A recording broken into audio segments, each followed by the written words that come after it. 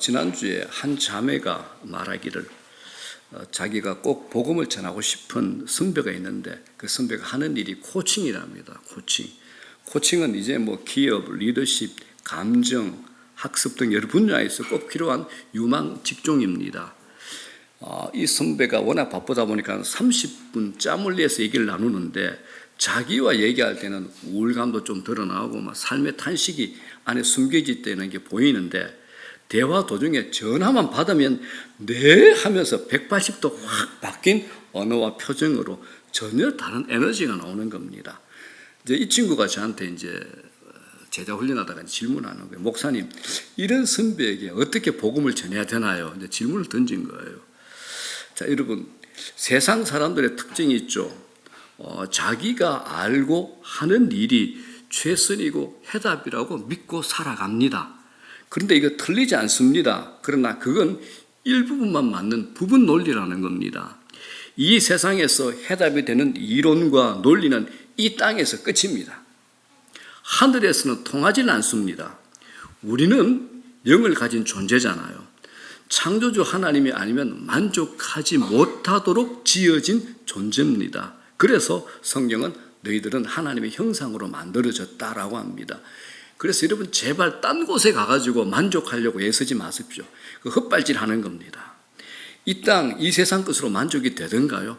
절대 안 됩니다. 하나님께서 우리를 그렇게 만드시지 않으셨습니다.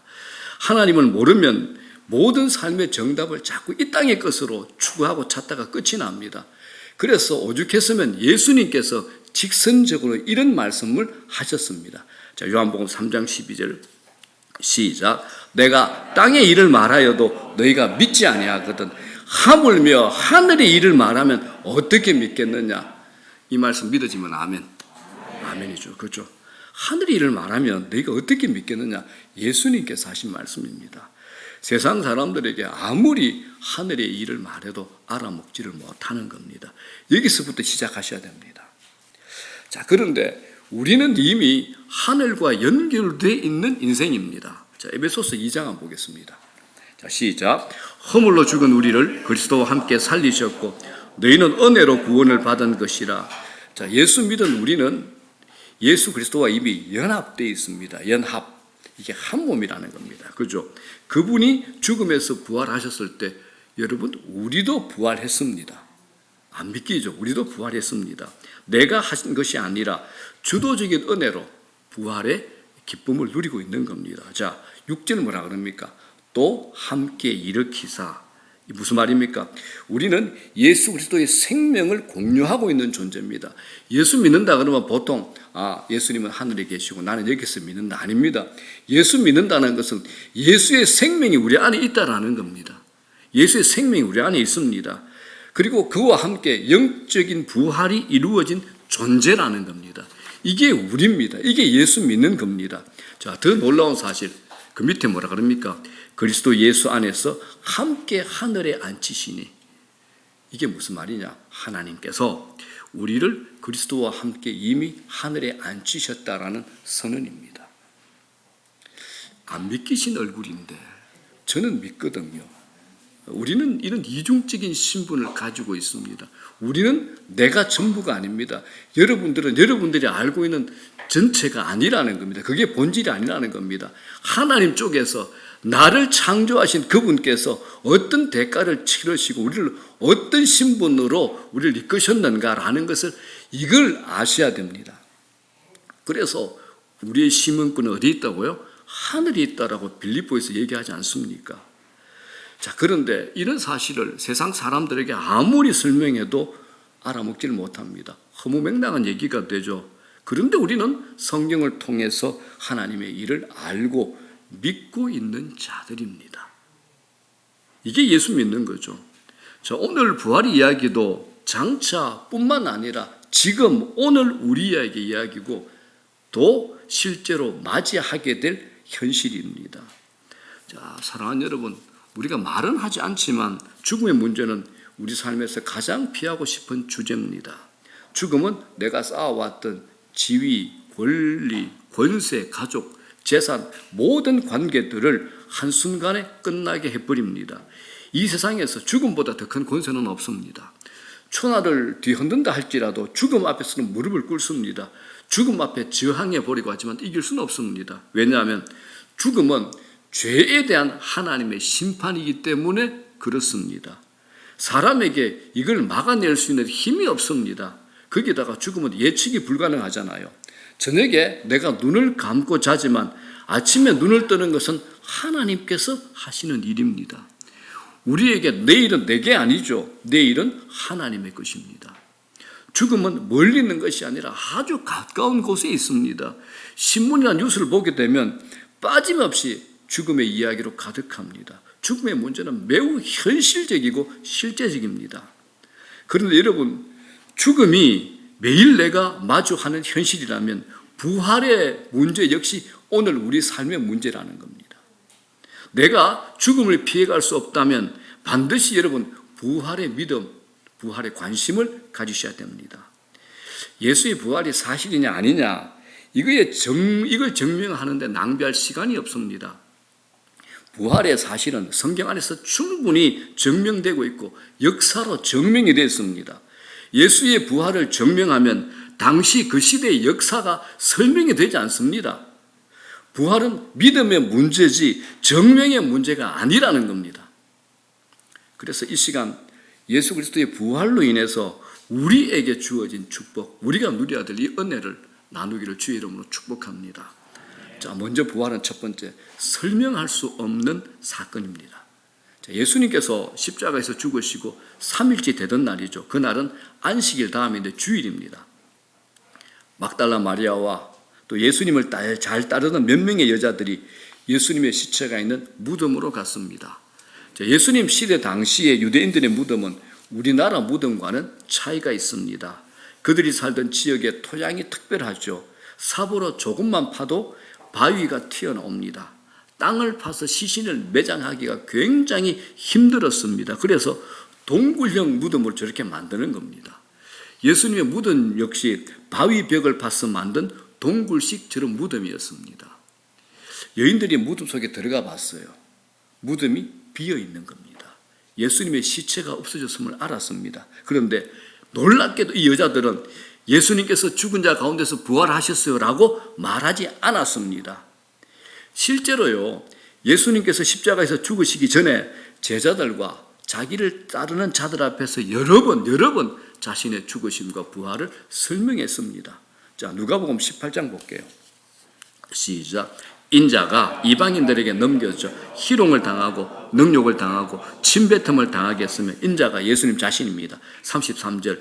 그들은 채찍질하고 그를 죽일 것이나 그는 3일 만에 살아나리라 하시되 십자가의 죽음과 부활을 얘기하셨죠. 34절 시작.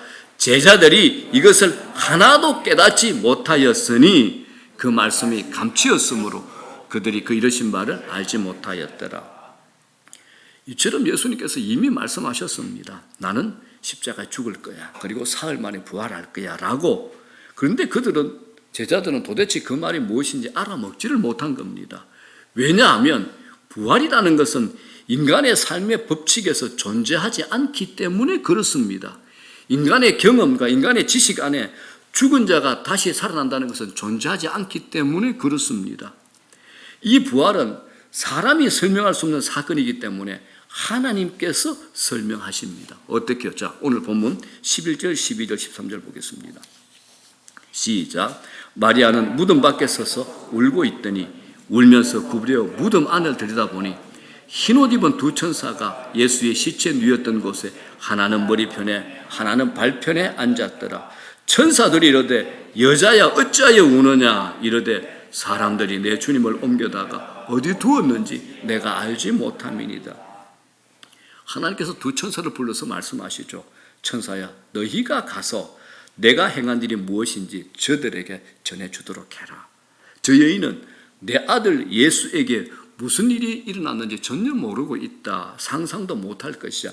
가서 저 여인들에게 전해주어라 하신 겁니다. 그런 다음에 갑자기 여인들은 자기 곁에 흰옷 입은 두 천사가 서 있는 것을 의식하게 됩니다.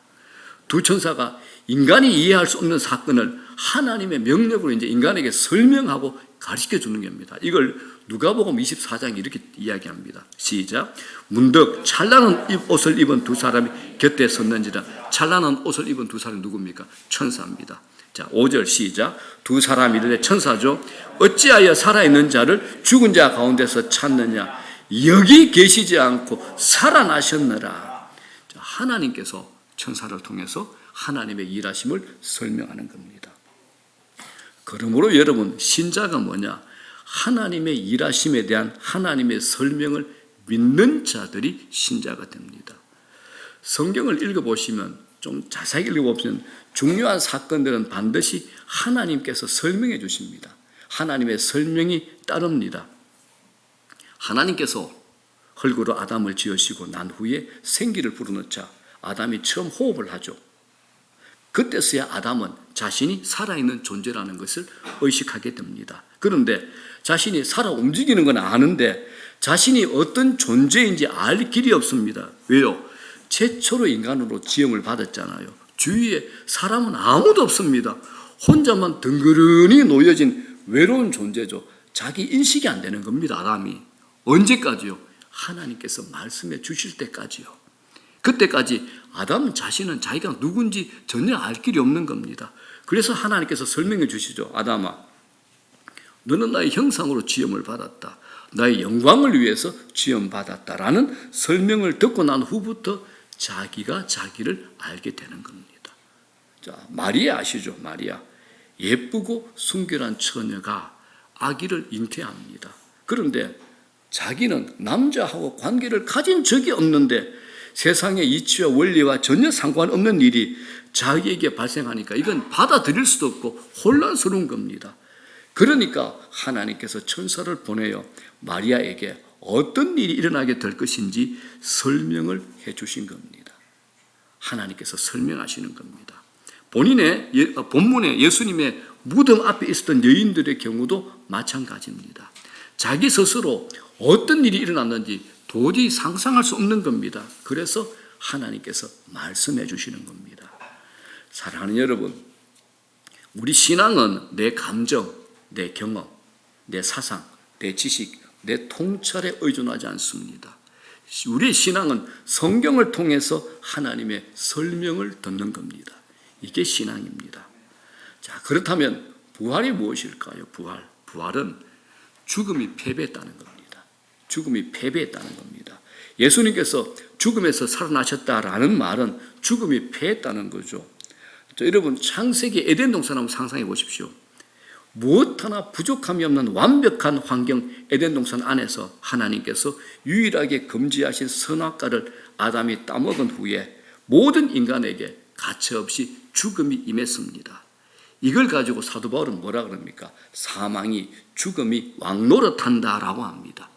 죽음이 왕노릇하는 겁니다. 자, 로마서 5장 14절 시작. 그러나 아담으로부터 모세까지 아담의 범죄와 같은 죄를 짓지 아니한 자들까지도 사망이 왕노릇하였나니 아담은 오실 자의 모형이라. 자, 어떤 분은 이런 얘기예요. 아담이 죄 지었는데 왜 나까지 죽어야 하냐? 이런 질문을 내요. 자, 창세기 2장 12절 뭐라 그럽니까? 하나님께서 아담에게 선악을 알게 하는 선악과를 따먹는 날에는 반드시 죽으리라 말씀하셨죠. 시작. 선악을 알게 하는 나무의 열매는 먹지 말라. 네가 먹는 날에는 반드시 죽으리라 하시니라. 이 말은 하나님께서 원래 사람을 안 죽도록 영생의 몸으로 만드셨는데 하나님 말씀에 불순종하면 반드시 죽을 것이라는 겁니다. 여기 죽는 게 뭡니까? 영적인 죽음입니다. 하나님과의 관계 단절이죠. 그 말씀 그대로 아담이 선악과를 따먹는 범죄를 저지릅니다. 그 죄가 모든 인류에게 적용이 되는 겁니다. 이 대표 원리를 발견하게 되는 거죠. 내가 직접 하지 않아도 대표의 원리에 의해서 마치 내가 한 것과 같은 효력이 발생하는 겁니다. 우리나라가 1910년에 일본과 한일 합방했을 때 내가 직접 안 했잖아요. 대표가 조약을 했기 때문에 모두가 우리가 그 영향에 들어가서 식민지 생활을 한 것과 같습니다. 이건 예수 그리스도께서 십자가에 죽으심으로 나를 대신하여 대표하여 죽으신 것과 같습니다.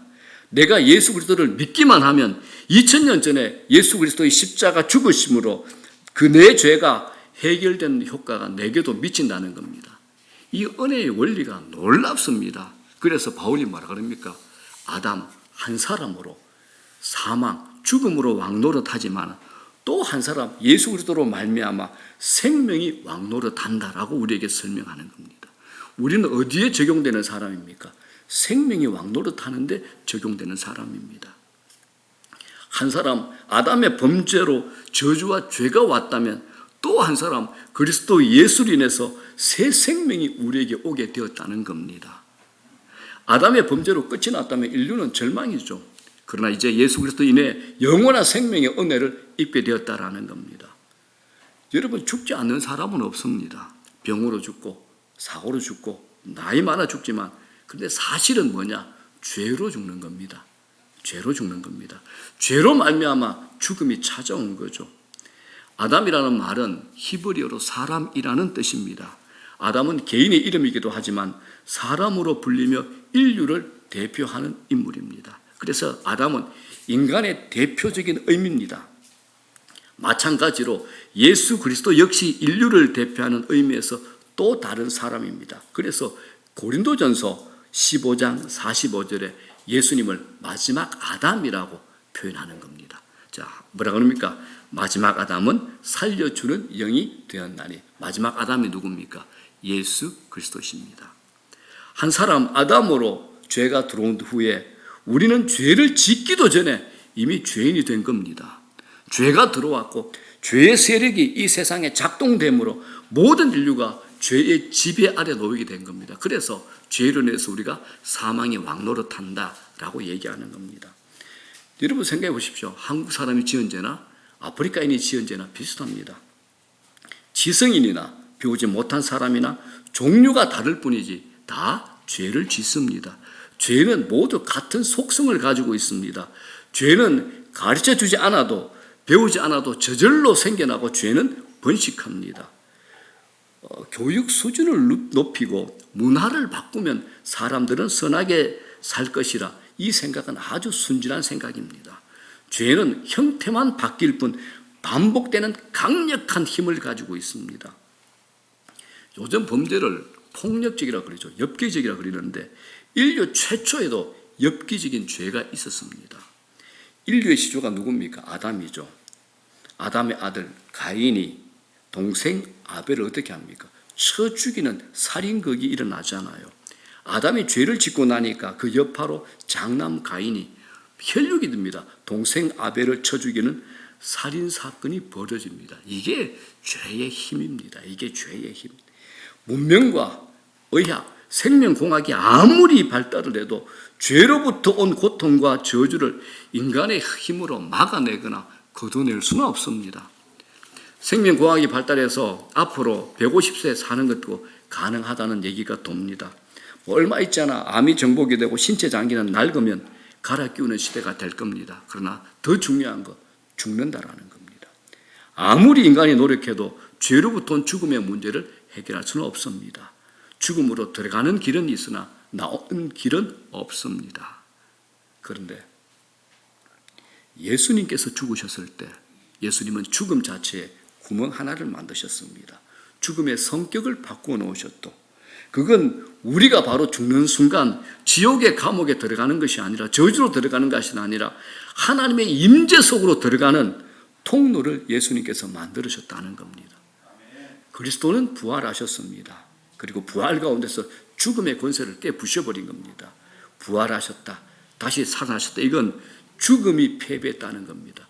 우리 인생도 마찬가지입니다. 결탄코 죽음이 우리를 넘어설 수는 없는 것이 바로 예수 믿는 자들의 신분이요 존재의 본질이라는 겁니다. 두 번째입니다.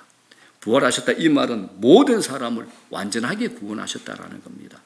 자, 장례식장 가면 우리가 이렇게 기도하죠. 하나님, 죽은 육체는 여기 있지만 영혼은 하늘 아버지와 함께 계심을 믿습니다. 그런데 여러분, 부활은 다릅니다. 부활은 하나님께서 내 영혼뿐만 아니라 우리 육체도 완벽하게 구원하신다라는 겁니다. 하나님께서 천사들은 육체가 없는 영으로 만드셨죠. 동물들은요, 영이 없는 육체로만 만드셨습니다. 그러나 인간은 몸과 영혼이 연합되도록 특별하게 창조하셨습니다. 이런 이유로 죽음은 하나님께서 붙여놓으신 영혼과 육체를 분리시키는 거죠. 우리의 존재 자체를 파멸시키는 겁니다. 육체 없이 영혼만 사는 것은 우리의 일부분만 구원받는 겁니다. 그리고 그건 죽음에 대한 완전한 승리가 되지 못합니다. 죽음에게 패하지 않는 방법은 새로운 생명의 힘으로 영혼과 육체가 결합하는 겁니다. 자, 누가복음 24장에 이렇게 설명합니다. 시작. 예수께서 친히 그들 가운데 서서 이르시되 너희에게 평강이 있을지어다 하시니 그들이 놀라고 무서워하여 그 보는 것을 영으로 생각하는지라. 예수께서 이르시되 어찌하여 두려워하며 어찌하여 마음에 의심이 일어나느냐. 내 손과 발을 보고 나인 줄 알라. 또 나를 만져보라. 영은 살과 뼈가 없으되 너희 보는 바와 같이 나는 있느니라. 성경은 부활의 육체의 성격을 아주 크게 강조하고 있습니다. 예수님이 부활 후에 제자들에게 나타나니까 제자들은 십자가에서 분명히 예수님이 죽으셨는데 그거 생각만 하고 예수님 보고 유령을 보고 있다고 착각을 한 겁니다. 그래서 예수님께서 자신의 손과 발을 살펴보라 하시고 만져보라고 말씀하신 겁니다. 내 손과 발을 보고 나인 줄 알라. 또 나를 만져봐라. 영은 살과 뼈가 없지 않느냐. 그러나 너희 보는 바와 같이 나는 있다라는 겁니다. 유령은 살과 뼈를 가지고 있지 않지만 너희가 보고 있다시피 나는 살과 뼈를 가지고 있다라는 겁니다. 예수님은 제자들이 본 것이 영이 나타난 것이 아니라 십자가에 죽어 무덤에 누워있던 몸이 죽음을 이기고 부활하셨다는 것을 알기를 원하셨다라는 겁니다. 나인 줄 알라. 이게 무슨 말입니까? 육체까지도 죽음을 통과했고 죽음에서 승리했다라는 의미입니다. 사랑하는 여러분, 장래에 예수 그리스도께서 영광 중에 재림하셔서 그리스도의 모든 백성들, 저와 여러분들을 그 앞에 다 불러 모으실 때 저와 여러분 모두가 우리의 영혼뿐만 아니라 육체를 입은 몸으로 그 자리에 서게 될 겁니다. 하나님께서 우리 일부만을 구속하시기를 원하는 것이 아니라 우리의 전체를 구속하기로 결정하셨습니다. 그러기에 육체의 부활을 완전히 믿으셔야 됩니다. 죽음에서 부활하신 예수님이 이 땅에 실제적으로 40일을 계시면서 수많은 사람들에게 자신의 육체를 보이셨잖아요. 수많은 사람들에게. 그래서 예수님은 부활의 첫 열매가 되신 겁니다. 고린도전서 15장 20절 시작. 그러나 이제 그리스도께서 죽은 자 가운데서 다시 살아나서 잠자는 자들의 첫 열매가 되셨도다. 첫 열매라고 하는 것은 앞으로 이런 부활의 열매들이 수없이 많이 맺힌다라는 겁니다. 예수 그리스도를 믿는 자들은 누구나 부활할 수 있다라는 겁니다. 예수님께서 바로 이 일을 해내셨습니다. 인간의 죽음을 몇십 년, 몇백 년 연장시켜 놓은 게 아니라 우리를 완전히 새로운 새 생명으로 영원히 살 수 있는 몸, 부활할 수 있도록 길을 열어놓으신 겁니다. 그래서 우리는 죽지만 그냥 죽는 건 아닙니다.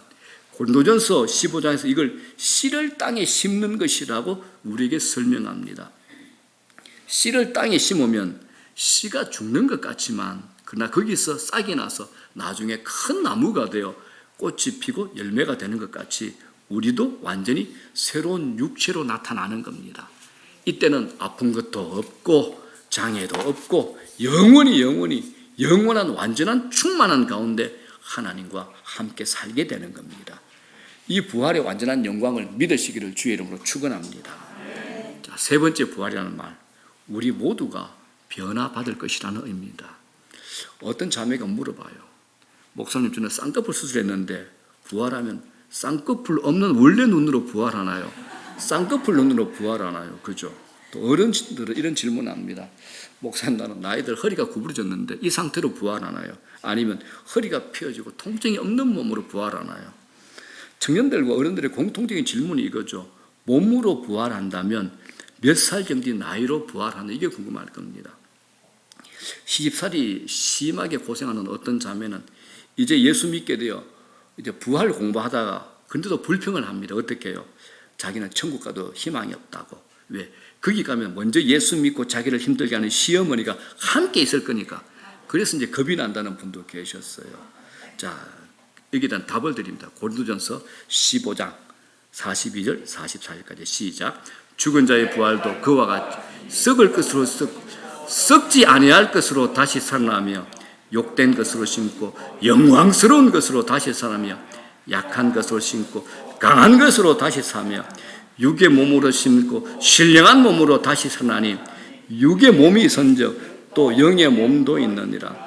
지금은 우리의 씨앗처럼 볼품이 없습니다. 그러나 나중에 부활하면 지금과는 비교할 수 없을 정도의 아름다운 몸으로 변화가 됩니다. 자, 42절 후반부 뭐라고 합니까? 썩지 않는 몸으로 부활합니다. 43절 앞에 뭐라고 합니까? 영광스러운 몸으로 부활합니다.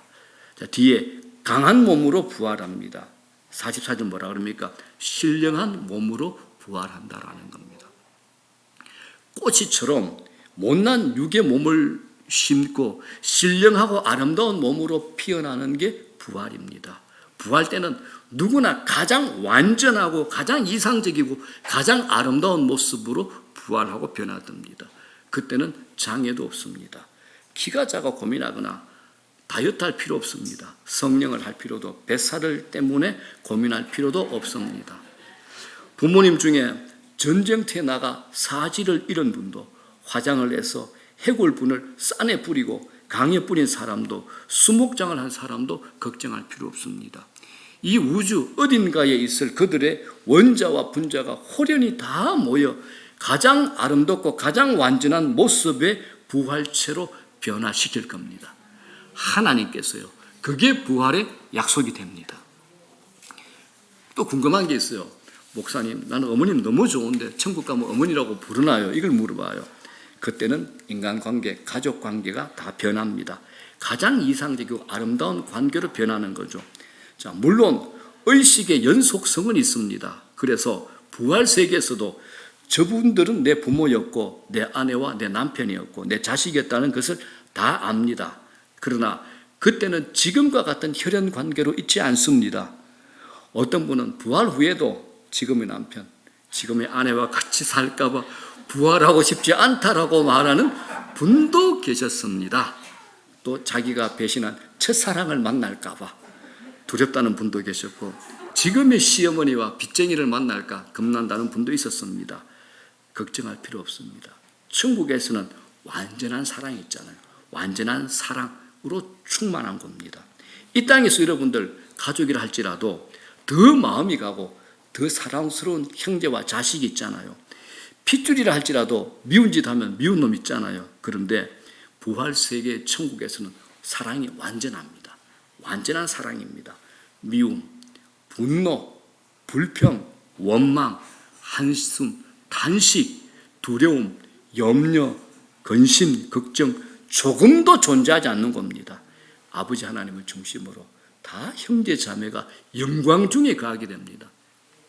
이건 언어로 표현이 안 되는 곳입니다. 제가 청년들한테 제자훈련하면서 간혹 이런 얘기합니다. 여러분들이 너무 좋아하는 첫사랑을 만났을 때 그 두려움, 그 설렘 곱하기 1000만. 그리고 미국의 최고 대통령이 백악관을 초청해서 최고의 만찬을 여러분한테 접대했을 때 그 기분, 거기다가 또 이 우주에서 전 세계에서 제일 좋은 관광지 가서 최고의 대접을 받을 때 그런 기분, 그런 수없이 좋은 것들, 경험들 곱하기 1000만이 천국이다. 이렇게 얘기했습니다. 근데 그게 매일 다릅니다. 언제까지? 영원까지. 이곳이 천국입니다. 이게 새 하늘과 새 땅입니다. 이게 개혁주의 신학자들이 말하는 천국입니다. 너무나 완전하고 신비한 세계여서 우리 머리로는 도저히 상상이 불가능합니다. 자연도 신령하게 변합니다. 얼마나 멋진 것입니까? 이게 예수 믿는 겁니다. 이게 예수 믿는 것. 자, 이제 말씀 정리합니다. 부활신앙 실제입니다. 정말 중요합니다. 주님은 오늘 우리에게 그것을 가르쳐 주십니다. 미래에 부활할 것을 저는 믿습니다. 그리고 영원히 살 것 저도 믿습니다. 하지만 동시에 이 신앙은 제가 그리스도의 생명을 가지고 오늘을 살아가고 있으며 이 생명은 언젠가 찾아올 저의 죽음 앞에서도 저는 결코 죽지 않을 생명이라는 것을 알고 저는 믿습니다. 저는 별로 죽음이 안 두렵습니다. 리얼입니다. 진짜입니다. 저는 죽음이 별로 안 두렵습니다. 죽음은 저에게 아무것도 할 수 없는 무력한 존재요. 죽음의 승리는 저에게 존재하지 않는 겁니다. 왜냐하면 주님께서 이미 죽음을 이기셨고 믿는 저에게도 승리를 주셨기 때문에 그렇습니다. 사랑하는 여러분, 신앙을 자꾸 먼 미래에 일어날 희망과 기대 그거 가지는 거 아닙니다. 신앙은 지금입니다. 오늘입니다. 지금입니다. 지금 내가 여기서 경험하고 누리고 살아가는 삶의 현실이요 실제, 이게 신앙인 겁니다. 지금 여러분들 능력을 발휘하셔야 되고 지금 파워가 있어야 됩니다. 여러분의 삶의 모든 정황 속에서 그런 은혜 누리는 복된 축복이 있기를 주의 이름으로 축원합니다.